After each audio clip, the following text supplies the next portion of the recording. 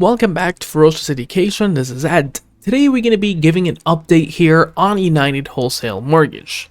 Now, I did talk about this one previously before. The last video is in the description below, but today we're going to be looking into a bit of due diligence updates, the recent price point drop, as well as a bit more technical analysis to get a better perspective on how this one should be trading soon. And I will as well refer towards the earnings that are coming up on May 11th. So let's jump right into this one. So UWMC. First things first, I do want to talk about some of the things that are there in the presentation that a lot of people seem to forgot. Now, Gore's Holding themselves, the people that brought us that SPAC, we need to look a little bit about their history. They're not a new company that just showed up out of the blue. Now, quick thing here, they have a proven SPAC track record. 3 completed transactions and 2 announced transactions totaling over $25 billion of transaction value, around $2.1 billion in new cash equity delivered across 3 completed transactions, and around 6 SPACs raised to date, totaling over $2.5 billion. Now here, the proceeds certainty and trading performance, virtually 0 redemption across 3 completed deals. Ostis, Vera, and PAE provided 106, 66, and 26% returns to IPO investors within 1 year's close. Now these IPO investors had it around $10 per share, so it gives you a bit of perspective onto where they usually are. Now a quick thing here is an overview of the business model. Now there's a lot of these kind of things, misconceptions between them and Rocket. Now, Rocket and Loan Depot, Chase and Guaranteed Rate, they work in a B2C kind of model, where it goes to business to consumer. Meanwhile, the wholesale channel, such as one in United Wholesale Mortgage, you have going on first to B2B and then B2C, where you have mortgage brokers in there for B2B, which is, in a sense, more of a better strategy for some certain reasons. For instance, you got low customer acquisition cost, relatively higher purchase volume, greatest flexibility for consumer and loan officers. However, the drawback there is lack of established consumer base. Now, Rocket also does have, and Loan Depot does have non-bank retail lenders, although that kind of almost in a way increases the exposure for them. Meanwhile, United Wholesale Mortgage, you'll have to watch a few videos back. I did talk about how they hedge their own positions in order to make sure that they're always making money. And the next thing here is another part of the closing dates. Now, between it and the industry average, the closing dates there are roughly around 17 days for 2020. Meanwhile, Rocket was somewhere around 29. And this gives you a bit of perspective into how they're different than Rocket. Now, there's a reason why I'm talking about that. The reason is very simple. You're looking into Rocket stock that has basically tanked over the last few days, going almost 20.66%. The funny thing is that UWMC and Rocket aren't really sympathy with one another, and Rocket really got hurt with a bit of different news regarding analysts slashing prices, earnings, etc. And that kind of created fear into UWMC. However, we do see that UWMC is in a sense better than Rocket in some metrics. For instance here, happiest customers NPS score, you're looking at 86% for UWMC over Rocket, the closing dates of 17 days versus 29 days, and around a more efficient average loan per month per production team member of 8.8 versus 6.7.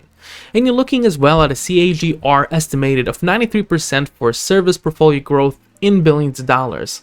In a sense, it's a source of recurring and predictable cash revenue, creates of financeable and sellable assets that can act as a source of liquidity if offered or if required. That's the MSR retention strategy, by the way, and provides natural hedge in every rate environment. And this is what I'm talking about. Counter-cyclical to origination business. And moving on as well, you get to see more metrics relating into them with Rocket. For instance, the indexed year-over-year total origination growth since 2015. And you see UWMC or UWM is far better than Rocket in that growth. They're growing exponentially, not just in the last year, but over different years aspect.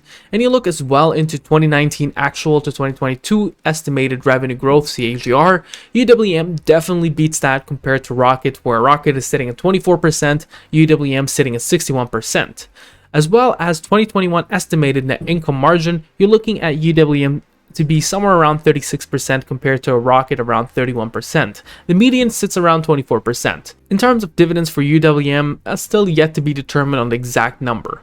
However, you get to see that previously they have done well in terms of a dividend ratio, while some other companies go with and lure other more of investors in a sense of special dividends. Now, the price over earnings for UWM.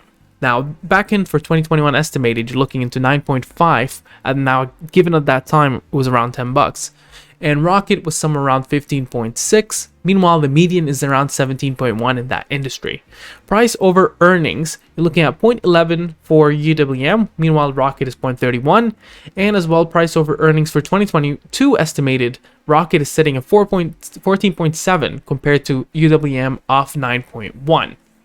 And then we can move on here just quickly. You get to see some of the latest news. For instance, UWM launches 5, 7, and 10-year SOF and ARMS, which is adjustable rate mortgages.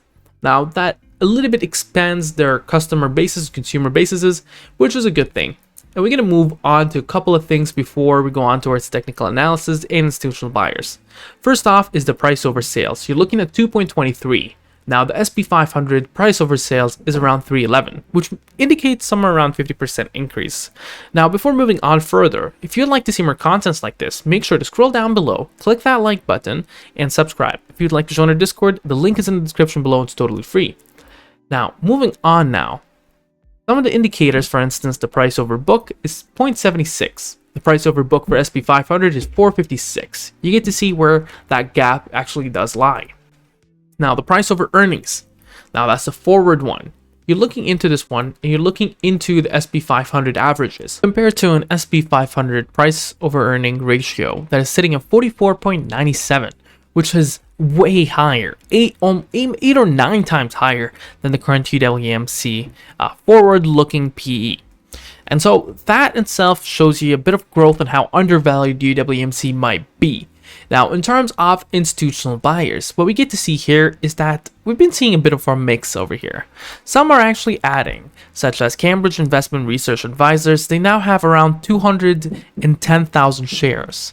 PNC Financial Group Services now have almost 220,000 shares. Sigma Planning added around 31,000 shares.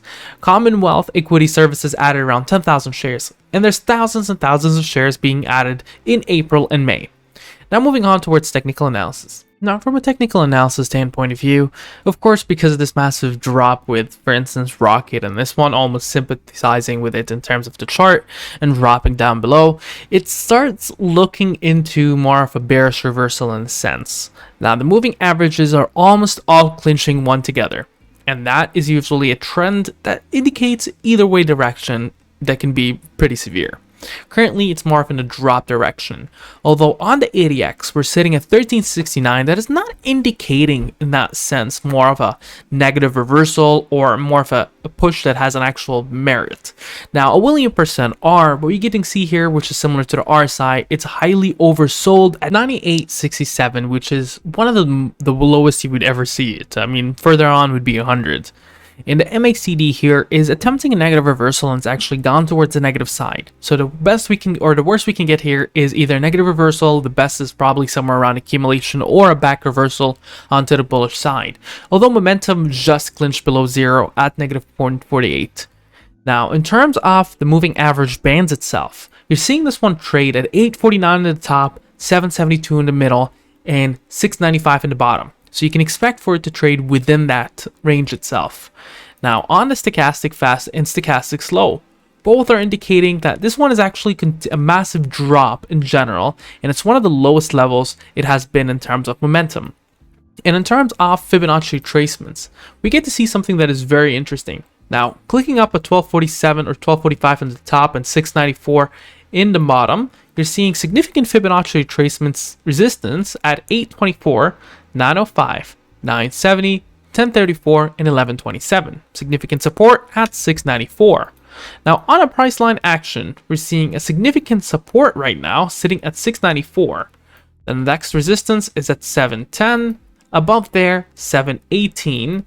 Above there, 732. Moving upwards to 745. And then up to 763. Jumping up to 776. and then $8, and then the next significant one is 8.43. Above there, 8.85. Above there, 9.39, and then jumping all the way up to 9.97, which is almost $10, and then to 10.51, and a strong one at 11.64. Comes to the question to Ed, what do you think about this one? Well, for me, I actually doubled my investment this week. For one reason, I did have this one before at an average closer to around 8. And it's not that I want to leave the stock at all, because I did have the chance because I bought it somewhere around here and jumped all the way to 12.45. But in the sense that I actually do believe in this stock, and I'm fine holding it for a couple of years, 2-5 years, or until even retirement, because I do see the stock having a massive future. And in that sense, I do think that this is more of a paranoia happening towards the earnings on May 11th and the ultimatums, etc. But I think that even if we do perhaps miss slightly or just meet that earnings, I do think that there's still 2021 estimated revenues is probably very much reachable, and they can easily come through. And in a sense of a market, either way of how they move, we're talking to their investor relations and some of the questions I gave them relating to a market crash, etc. They were actually justifiably hedging their own positions that in sense of something such happens, they're covered. Plus, the Russell reconstruction of 2021, this is bound to be included in there, and it's a no-brainer. So what do you think about the sticker? Make sure to mention down in the comments below. Share, subscribe, and like, and have a wonderful day. Now, if you made it this far into the video, I do recommend that you go ahead and join our Discord server. There's a lot of amazing folks in here. We do a lot of discussions here into the trading floor throughout the day. A lot of people are in there, and we do ask questions. You can ask me any question you would like on there. We do post research and DDs, and we hold weekly chat sessions. And we also do have a lounge in there. So make sure to actually join that and join the fun there. Have a wonderful day and a good one.